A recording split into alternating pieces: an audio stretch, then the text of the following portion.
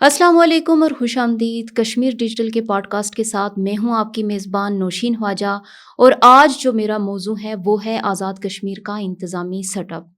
مختلف سطح پر اس پر بات چیت ہو رہی ہے اور اسی وجہ سے آج ہم نے اس کو اپنا موضوع بنایا ہے، اور اس موضوع پر گفتگو کے لیے میرے ساتھ آج موجود ہیں جانے پہچانے سماجی کارکن اور سابق جرنلسٹ فیصل جمیل کشمیری صاحب۔ فیصل جمیل کشمیری صاحب، آپ کا بہت شکریہ کہ آپ ہماری پوڈ کاسٹ میں تشریف لائے۔ یہ بتائیں کہ آزاد کشمیر کا انتظامی سیٹ اپ ہے کیا؟ بسم اللہ الرحمن الرحیم۔ نوشین، اس کا جو ہمارا سیٹ اپ ہے، ایک تو 3 ڈویژنز بنائے گئے ہیں آزاد جموں کشمیر کی، مظفر آباد، میرپور اور پونچھ ڈویژن، اور پھر اس میں ان ڈویژنز کے ساتھ یہ کیا گیا کہ 10 اضلاع بنائے گئے۔ مظفر آباد ڈویژن کے 3 اضلاع ہیں، پونچھ ڈویژن کے 4 ہیں اور میرپور ڈویژن کے 3 ہیں۔ اور اس کے علاوہ جو دیکھا جائے تو ہماری جو اسمبلی ہے، اگر اسمبلی کو بھی اس میں انکلوڈ ہم کریں تو اس میں 53 ممبران اسمبلی آپ کو نظر آئیں گے، اور جس میں سے 12 جو ہیں وہ مہاجرین جموں کشمیر ہیں۔ 6 سیٹیں جموں کے لیے اور 6 ویلی کے لیے رکھی گئی ہیں، اور وہ پاکستان کے علاقوں میں رہائش پذیر ہیں، وہاں سے منتخب ہو کے آتے ہیں۔ اور ان 53 لوگوں میں سے جو پہلے آئینی ترمیم تھی اس کے مطابق 30% یعنی تقریباً 16 لوگ بنتے ہیں، اس کی سیلنگ تھی وزراء کی۔ لیکن اس وقت جو ہے ہماری جتنی تحصیلیں ہیں، 32 تحصیلیں ہیں، تو 32 ہی وزراء ہیں۔ وہ باقاعدہ اس میں امینڈمنٹ کی گئی اور اس کے بعد پھر وزراء کی تعداد بڑھائی گئی، چونکہ جو موجودہ گورنمنٹ کا سیٹ اپ ہے وہ اس کو افورڈ نہیں کر سکتا تھا کہ لوگ بار بار اس پہ عدم اعتماد کریں، تو انہوں نے سب کو ہی کمپنسیٹ کرنے کی کوشش کی ہے۔ تو ہم شکر اللہ کا ادا کرتے ہیں کہ 53 کے 53 ہی وزیر نہیں بنا دیے، لیکن بہرحال یہ ہے کہ 32 انہوں نے وزراء بنائے۔ تو بڑی آسانی سے یہ بات یاد رہ سکتی ہے کہ ہماری 32 تحصیلیں اور 32 وزراء ہیں۔ اب جو ہمارا ایڈمنسٹریٹو سیٹ اپ آگے بنایا گیا، اب اس میں آپ یہ دیکھیں کہ ہم سیکریٹریٹ اور یہ باقی چیزیں جو ہیں فی الحال اس پہ ڈسکشن نہیں کرتے، لیکن جو ہمارے کمشنرز اس میں بنائے گئے، ہر ڈویژن کا ایک کمشنر ہوتا ہے، کوئی 30 سے 40 لوگ لگ بھگ اس کے ساتھ ہوتے ہیں، اور پھر ڈپٹی کمشنرز ہیں ہر ضلع کے اندر، اور اسی طرح پھر اسسٹنٹ کمشنرز ہیں، تحصیلوں کے اندر بھی اسسٹنٹ کمشنرز ہیں، اور تحصیلدار جو ہیں وہ مختلف اپوائنٹڈ ہیں۔ وہ تحصیلدار نام سے ہی ظاہر ہے کہ ہر تحصیل کے اندر موجود ہے، اس کے ساتھ بھی کوئی 40 کے قریب لوگ ہوتے ہیں، اور ڈی سی کے ساتھ بھی کم و بیش اتنے لوگ ہوتے ہیں۔ تو یہ ایک بہت بڑا سیٹ اپ ہے، بہت ہی ہیوج سیٹ اپ ہے۔ ہماری آبادی جو ہے ابھی جو اے جے کے ایٹ اے گلانس جو رپورٹ پرنٹ ہوئی، اس کے مطابق 4.4 ملین تقریباً 44 لاکھ لوگوں پر مشتمل یہ آبادی ہے۔ تو اس کے حساب سے اگر آپ پوری دنیا کا اگر جائزہ لیں، حتیٰ کہ جو سپر پاورز ہیں آپ ان کو بھی دیکھ لیں، امریکہ کو دیکھیں یا چائنا کو دیکھ لیں، ان کا سیٹ اپ دیکھیں، یہ جو پاکستان ہے ہمارے ساتھ، اس کا سیٹ اپ دیکھیں، اتنا بڑا سیٹ اپ ہمیں کہیں پہ نظر نہیں آتا جو یہاں پر موجود ہے۔ اور اس بڑے سیٹ اپ کی گنجائش میرا خیال ہے کہ اتنی اس نہیں خطے کی ہے۔ آبادی اور ایریا کو سامنے رکھتے ہوئے آپ کیا سمجھتے ہیں کہ اتنے بڑے سیٹ اپ کی ضرورت تھی؟ نہیں، اس کی تو بالکل ضرورت ہی نہیں ہے نا۔ یہ تو کمپنسیٹ کیا گیا ہے بنیادی طور پر، یہاں پر جو بڑی برادریاں ہیں ان کو کمپنسیٹ کرنے کے لیے یہ سارا سیٹ اپ اسٹیبلش کیا گیا، تاکہ وہ خاموش رہیں، وہ لوگوں کے حقوق پہ بات نہ کریں، وہ کسی نہ کسی طریقے سے۔ اب یہاں پر تو ایک انڈسٹری ڈیولپ ہو گئی نا، کسی بھی دنیا کے خطے کے اندر سرکاری ملازمت جو ہے انڈسٹری کا درجہ نہیں رکھتی، یہاں پہ تو باقاعدہ وہ انڈسٹری بن گئی ہے، 1.5 لاکھ ملازمین یہاں پر ہیں۔ آپ اتنا بڑا سٹرکچر ہیوج بنایا ہوا ہے، اگر آپ محکمہ تعلیم کو دیکھیں اس کے اندر آپ کم از کم 33-34 ہزار اس میں اساتذہ آپ کو نظر آئیں گے، اور اس کو فیمیل سائڈ آپ دیکھیں تو اس میں کون کون سے لوگ ہیں وہ بھی ہمیں بڑی آسانی سے نظر آ جائے گا، وہاں کون کون سے لوگ اکاموڈیٹ ہو رہے ہیں۔ اتنا بڑا سیٹ اپ جو ہے وہ اکاموڈیشن کی گئی ہے یہاں پہ ان لوگوں کے لیے جو یہاں پہ طاقتور ہیں، یہاں پہ جو گروپس طاقتور ہیں ان کو اکاموڈیٹ کیا گیا ہے، تاکہ وہ خاموش رہیں اور کسی قسم کی جو موومنٹ یہاں کریٹ نہ ہو لوگوں کے حقوق کے حوالے سے۔ کیا یہ ریکروٹمنٹس میرٹ کی بیس پہ کی جاتی ہیں یا کہ انلیگل اپوائنٹمنٹس ہیں؟ اب میں تو گزارش ہی کر رہا ہوں نا، میں جو آپ سے بات کر رہا ہوں کہ طاقتور جو گروہ ہیں یہاں پہ ان کو اکاموڈیٹ کرنے کے لیے موسٹلی آپ جائیں، وہ ان کو دیکھیں، اس کا بریک اپ دیکھیں کہ وہاں پہ کس قسم کے لوگ جو ہے وہ بھرتی ہیں. میرٹ کا تو خیر آپ نام ہی نہ لیں. میرٹ تو یہ ہماری جو موجودہ گورنمنٹ ہے یہ کون سے میرٹ پہ منتخب ہوئی ہے؟ 48 لوگوں نے اس کو ووٹ دے دیا اور آج کل آپ دیکھیں باہر لوگ باتیں کر رہے ہیں. وہی لوگ جنہوں نے ان کو ووٹ دیا ہے وہی لوگ باہر باتیں کر رہے ہیں نہیں جی یہ میرٹ کے خلاف خلاف ورزی ہو گئی ہے. وزیر اعظم صاحب میرٹ کے خلاف. کشمیر کی آزاد حکومت کی ٹوٹل انکم کتنی ہے سالانہ؟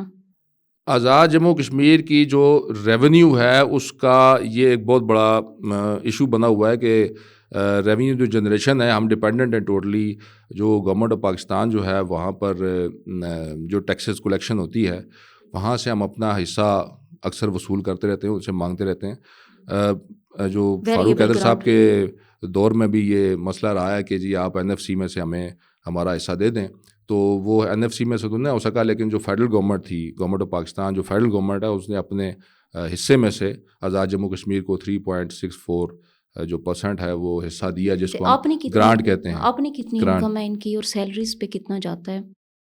انکم جو ہے جو ٹیکسز کٹوتی ہوتی ہے بیسیکلی اسی میں سے حصہ جو ہے وہ مانگا جا رہا ہے. جو ہمارا چونکہ ہم پارٹ نہیں ہیں گورنمنٹ آف پاکستان کا اس طریقے سے جس طرح باقی اس کی اکائیاں ہیں, تو لیکن بہرحال ہر چیز پہ ٹیکس تو یہاں بھی لوگ پے کر رہے ہیں. اسی میں سے بنیادی طور پہ حصہ یہاں کی گورنمنٹ آف پاکستان سے مانگ رہی تھی, جو کہ وہاں پہ ہم اس طرح اپنے آپ کو اسٹیبلش تو نہیں کر سکے ایز اے یونٹ. وہاں کا کوئی صوبہ تو ہے نہیں ہے, لیکن فیڈرل گورنمنٹ نے جو ہمیں شیئر دیا ہے 3.64 وہ بنیادی طور پہ وہی ہے ہمارے ٹیکسز کا حصہ ہے جو کہ یہاں لوگوں سے ڈیڈکٹ ہو رہا ہے جیسے پورے پاکستان میں ہو رہا ہے. ٹھیک ہے, تو فیڈرل گورنمنٹ ویریبل گرانٹ میں بھی ان کو فیسیلیٹیٹ کر ابھی یہ پچھلا جو بجٹ تھا اس میں 90 ارب روپیہ انہوں نے رکھا تھا, جس کے اگینسٹ جو بجٹ ہے ہم نے جو شو کیا ابھی 2024-25 کا اس میں ہم نے لکھا ہوا ہے کہ 90 ارب جو ویریبل گرانٹ ہے اس کے اگینسٹ ہمیں 93 ارب روپیہ وصول ہوا. ٹھیک ہے, ویٹ سبسڈی کے بارے میں آپ کیا کہیں گے جو ویٹ سبسڈی کا ایشو ہے؟ اچھا یہ تو ایک الگ سا موضوع آ گیا نا سبسڈی والا.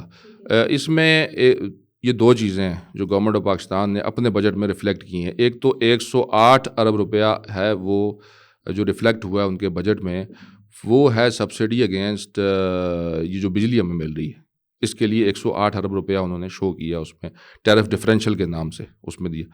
اور دوسرا جو ویٹ کے حوالے سے وہ تو سب کے سامنے ہے کہ 23 ارب روپیہ شہباز شریف صاحب یہاں پر دے کے گئے, اس کے سبسڈی کے حوالے سے 23 ارب روپیہ انہوں نے دیا, اور جس کا وہ لوگ جو بینیفٹ بھی اٹھا رہے ہیں اس وقت 2000 روپیہ من ان کو مل رہی ہے, آٹا مل رہا ہے. تو یہ جو اماؤنٹ ہے تو یہ جو ویٹ دی جاتی ہے یہ آبادی کے تناسب سے دی جاتی ہے؟